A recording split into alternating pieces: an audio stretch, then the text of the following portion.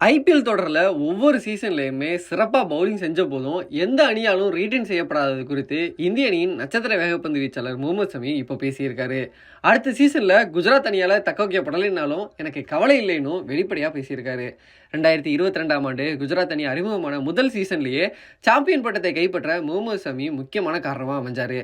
அதே போல 2வது சீசன்லும் முகமது ஷமியின் பவுலிங்கால் பவர் பிளே ஓவர்களில் குஜராத் அணி முன்னிலையில் இருந்துச்சு. இதுக்கப்புறம் உலகக்கோப்பை தொடரில் அடைஞ்ச காயம் காரணமா முகமது ஷமி கடந்த ஐபிஎல் தொடரில் பங்கேற்கல. முகமது ஷமி விளையாடாதன் பிரச்சனை வெளிப்படையா ரசிகர்களுக்கு புரிஞ்சது. இந்த நிலையில அடுத்த சீசனுக்கு முன் மெகா ஏலம் நடக்கும் நிலையில ஐபிஎல் தொடர் குறித்து முகமது ஷமி பேசியிருக்காரு.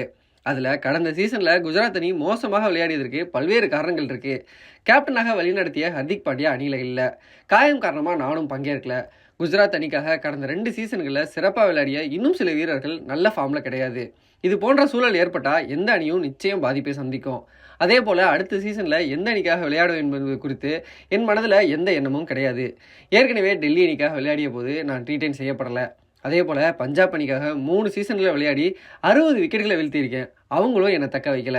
அதன் பிறகு குஜராத் அணிக்காக விளையாடி இருக்கேன். அந்த 2 சீசன்களில் 48 விக்கெட்டுகளை வீழ்த்தியிருக்கேன். ஒருவேளை குஜராத் நிர்வாகமும் என்னை தக்க வைக்கலைன்னா நான் கவலைப்பட போகிறதில்ல. மெகா ஏலத்தில் எந்த அணியால் வாங்கப்படுறானோ அந்த அணிக்காக விளையாடுவேன். குஜராத் அணிக்கு சிறந்த வீரர்கள் தேவைன்னா ரீட்டைன் செய்வாங்க. ஆனால் அழகான முகங்கள் தேவைன்னா அவங்க நல்ல மாடலை தேர்வு செஞ்சு கொள்ளலாம். வாழ்க்கை குறித்து நல்ல புரிதல் எனக்கு இருக்குது. எந்த சூழலும் என்னால் சிறந்த கிரிக்கெட்டை விளையாட முடியும்னு தெரிவிச்சிருக்காரு.